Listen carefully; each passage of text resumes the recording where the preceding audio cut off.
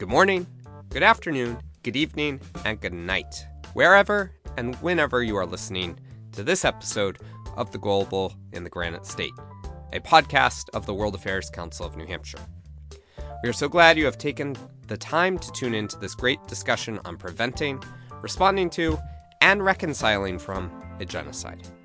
We know this is a tough conversation to have, as there are many examples of these terrible atrocities throughout history, as well as several ongoing today. I can assure you that we avoid any graphic discussions and are looking to inform on the important steps communities can take. We do, however, want to make the community aware that strong language can be found in this conversation, so listener discretion is advised. For those who do not yet know, my name is Tim Horgan, and I am the Executive Director of the World Affairs Council of New Hampshire, and your host for this podcast. Here is where I remind you that the World Affairs Council of New Hampshire is a community-supported organization, which means these conversations can only continue through the generous support of the people who find value in our work. So, if you have enjoyed any of our past programs or want to hear more in the future, please do consider a donation today. You can find a link in this show's description. Thank you to all of our wonderful supporters and members for your commitment to global peace and understanding. A particular thank you to our sponsor, McLean Middleton. McLean Middleton is one of New England's premier full-service law firms with over 100 attorneys throughout offices in New Hampshire and Massachusetts. McLean Middleton's attorneys have been providing trusted legal services to businesses throughout the region for over 100 years. Learn more at mclean.com. Now on to the conversation at hand.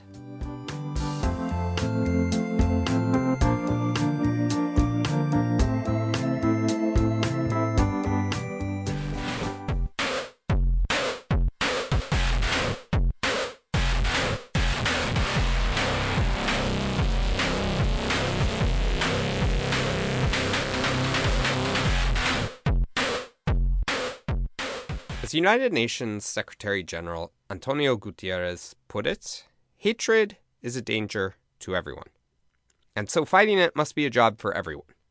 Here, we begin to understand the importance of an engaged citizenry to tackle large global issues like genocide and rising anti-Semitism. If you are listening to this podcast in March, April, or May of 2023, I hope you will join us for our upcoming 3-part T. William and Patricia Ayers Global Tipping Point series. But if you missed any of them, don't worry. You can find the recordings on our website at wacnh.org. So, if fighting hatred is everyone's job, it is equally important that people understand what is going on around the world and what can be done about it. I was honored to speak with Mike Price, a former Marine who served during the Bosnian War, taught at the Naval War College and Harvard, as well as has written and spoken extensively on the topic of genocide, the challenges around it, and why this all matters. But let us be clear right up front. None of this is easy. This is a difficult part of the world affairs. There is no clear, obvious solution. It is a clearly an ugly and horrible problem, and it still exists. And that it exists is a measure of its complexity. And that the people like yourself and other people that are in this conversation and want to remain part of this conversation, it's a difficult one. And I really, really respect your energy and your moral authority, as well as your ability to press on, because this is difficult.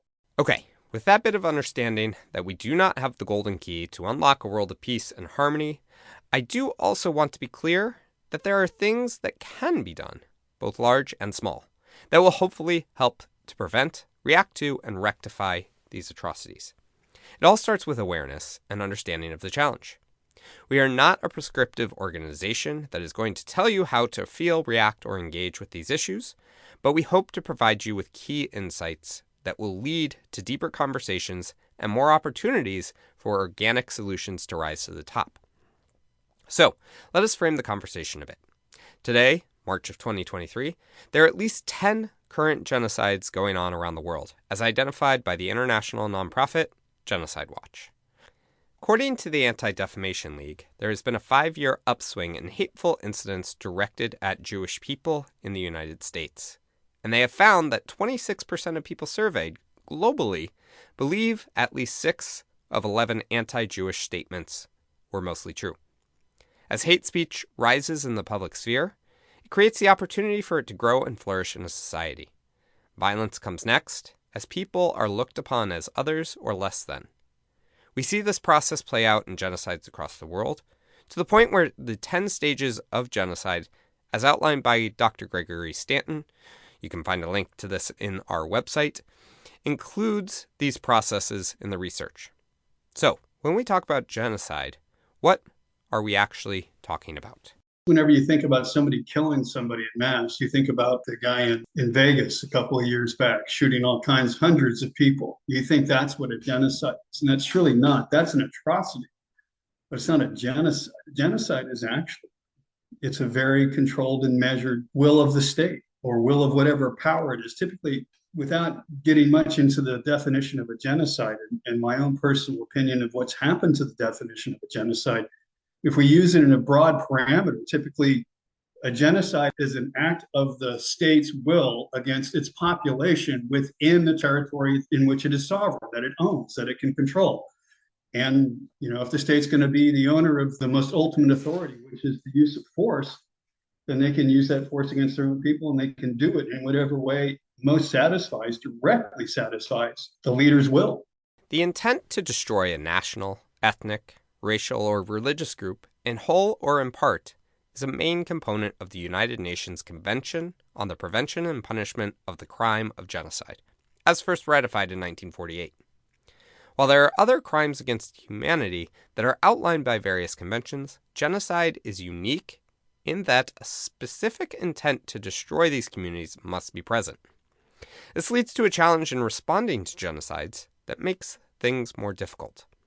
As a part of the convention, the international community has a responsibility to respond when a genocide is identified. This leads many governments and institutions to shy away from naming atrocities as a genocide.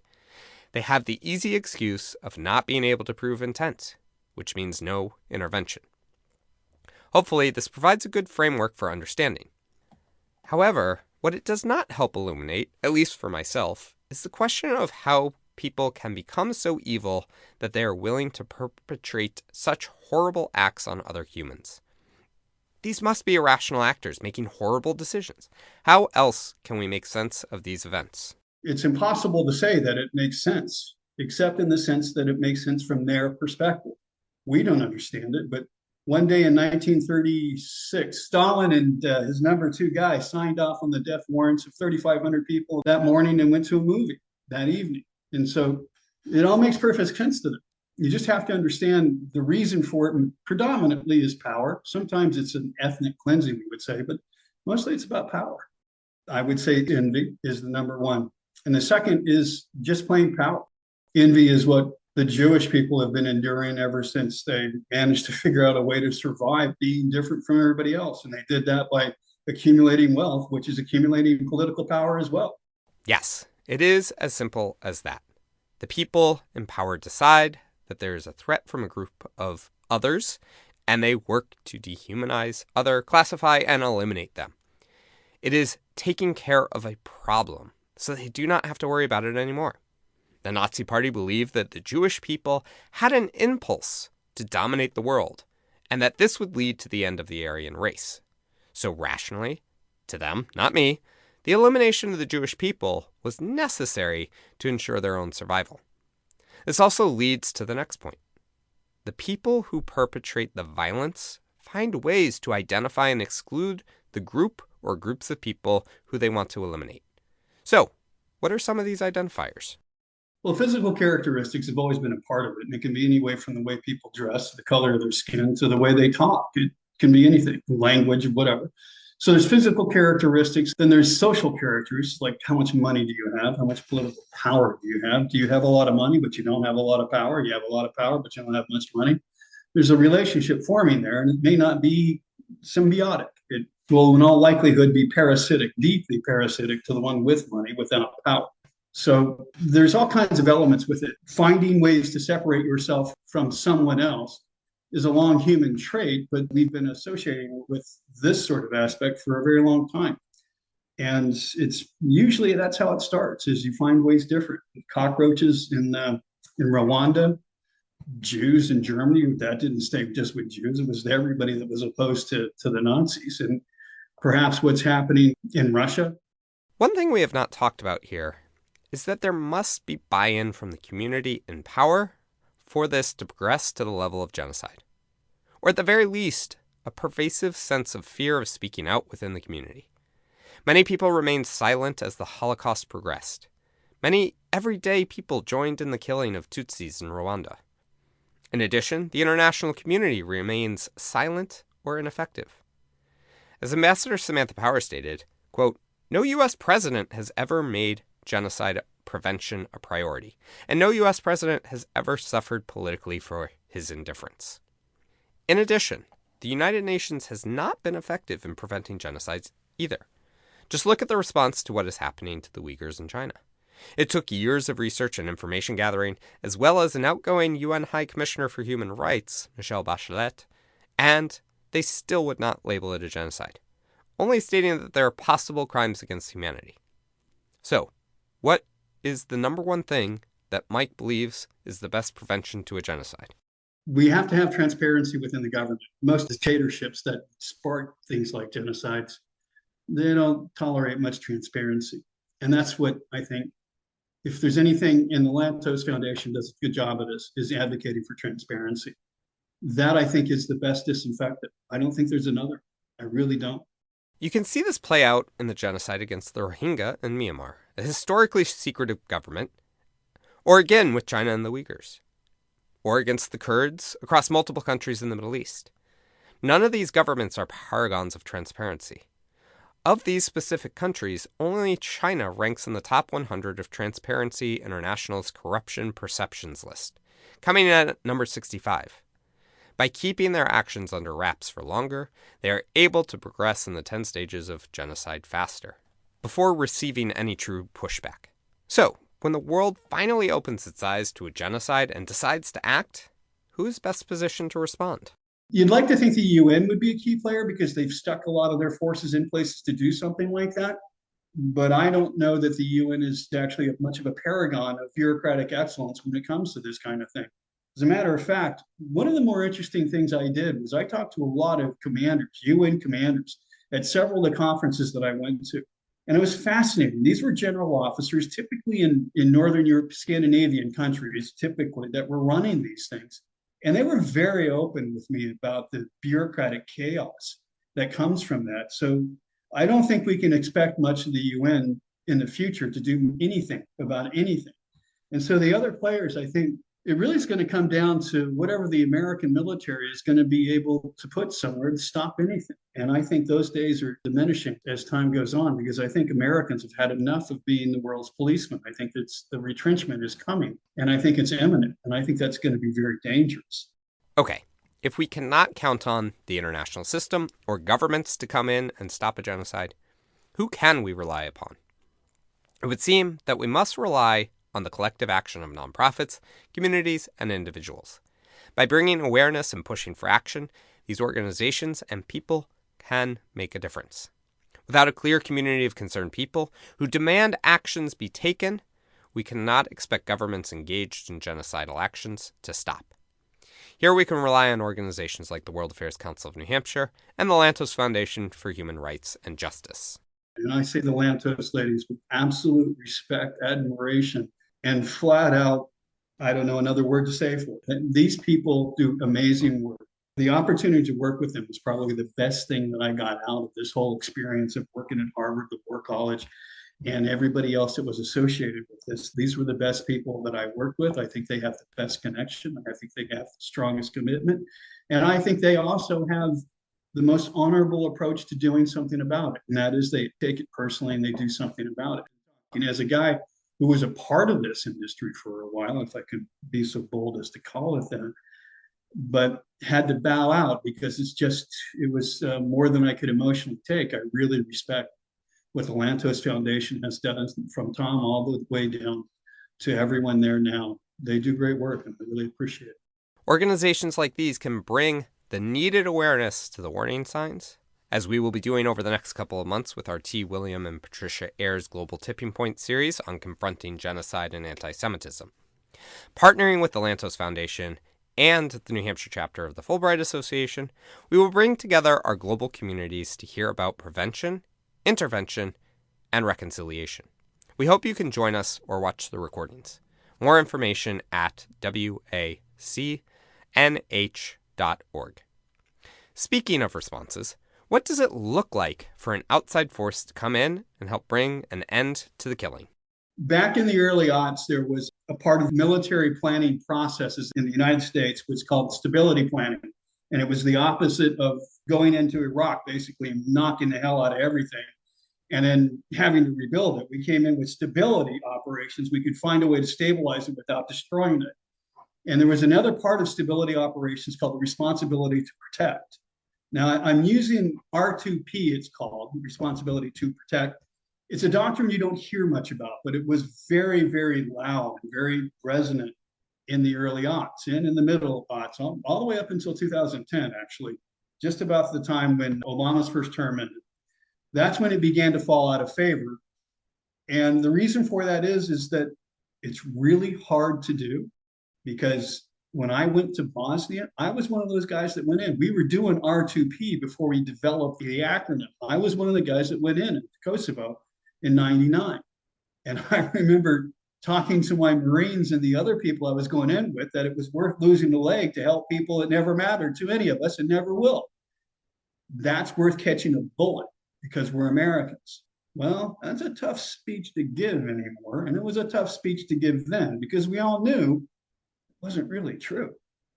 Would you give your leg to help a Bosnian girl? You're going to lose your leg for that? And you're not going to do it in operating room. You're going to do it in a really ugly spot. You may damn well get killed. So it's a hard sell. In addition, the responsibility to protect means that if the side who has been attacked initially decides now is a good time to get some revenge, it can be really difficult to flip a switch and start protecting the other side. It makes it very challenging to know where each side stands and what types of responses are necessary. So what does operating in a space like this mean for the peacekeepers? As we should not forget that these are people too. And you're showing up with a rifle pointing at the people that had slaughtered the people. That's a step above that. And it really puts you in a special place that you've actually done something. You've done something with your life no one else has ever had. So I think you can be horrifically scared. And I do mean horrifically because you could die horribly. And amazingly pleased that you pulled it off. It's hellacious going in. But if you actually pull it off and you meet some of the people that survived it because you showed up, that's a pretty good thing. And it's unparalleled. So you understand that when you raise your hand and become a part of it. As an officer in that kind of world, it's up to you to make it rational to your men. And that's not an easy thing to do because you don't want to lie. You can't lie to your people. And a lot of times they're smart as you or smarter. So they've read the same material and you're not going to come up with something new. The hardest part of it is that this is one of the few occasions in the military where you have the opportunity to really help somebody. No shit, you do it. All right. We now know what the lead-in to a genocide is. We also know that it is not an easy task to intervene in order to stop a genocide, and that there is not a lot of international support for intervention. Now seems like a good time to talk about areas of concern as we look ahead to the next potential genocide. What I see on the horizon coming straight at us is South Africa in a very big way. I don't know who's been studying what's going on in South Africa. I've got friends there. I've done several safaris there. I've done conferences there. I will not go back to South Africa. It is going to explode. And you want to talk about bringing forward all of the troubles that we have in this country? I want to put them in a microcosm of South Africa. South African history is very similar to American history. They were the same people that came over as pioneers. Some decided to go south and take a much longer trip to at the bottom of Africa, and others decided to take their chances along the North Atlantic and make it to America, maybe. Those are the same people, and they have very similar problems coming at them. South Africa is going to be the real barometer of whether or not an R2P like reinvention for our government is going to happen. We'll be able to decide this very soon, within 3 to 5 years, is my guess. Another area of concern for Mike is You are seeing it already, is in Mexico with the cartels. There's a significant amount of genocide, if we want to interpret that. And I also think that the term genocide, it used to have a significant moral credit to it, or if we could think of it as sort of a credit score. But the more it's been applied to intersectionality logic, the more that credit score has been diminished by its overuse, being overapplied. But I think what's going on in the cartels is most definitely a genocidal approach, not only because of what the corrupt Mexican government is doing with the cartels to encourage that, but also picking sides. But there's also a Chinese element to that with the fentanyl smuggling. So there's all kinds of things that spin around in that. let's imagine a genocide comes to an end and the community is left to reconcile. We have seen a number of attempts at bringing justice for the victims, but truth and reconciliation commissions have a mixed track record. When you agree to immunity to get the truth, that leads to resentments against the perpetrators. When you don't give immunity, it is much harder to get to the truth. Conducting fair trials are challenging when tensions continue to run high and impartiality is hard to come by. However, there have been some great examples of successes, mainly run through non-governmental organizations. We will explore these ideas at our May 2nd event, which you can watch online or join us in person. One final thing to note is that this is nothing new. There's a long history of people looking to wipe the quote-unquote other off the map. Whether we are talking about the Armenian genocide, Western countries erasing native cultures in the New World, or countless other examples, this is not an issue that will be resolved anytime soon. This is nothing new. This is very, very common to have that sort of hatred, labeling as your opposition as others worthy of nothing more than a bullet. And so that kind of fury goes way back. And how do you moderate and control that? I have no idea. But I can tell you that the moment that you move down the trail of painting someone a different color, a different species, you're moving in that direction. While this is not an uplifting tale, it is important to remember that awareness is key in building out responses and creating the conditions necessary to move closer to a world free of genocide. As with all of our difficult conversations throughout a variety of global issues, global understanding is the first step to tackling these challenges. And the final thing is that we all press on like you're doing. Keep doing something about it and keep your eyes and ears open, because you'll see it. It's coming. It bounces around all the time.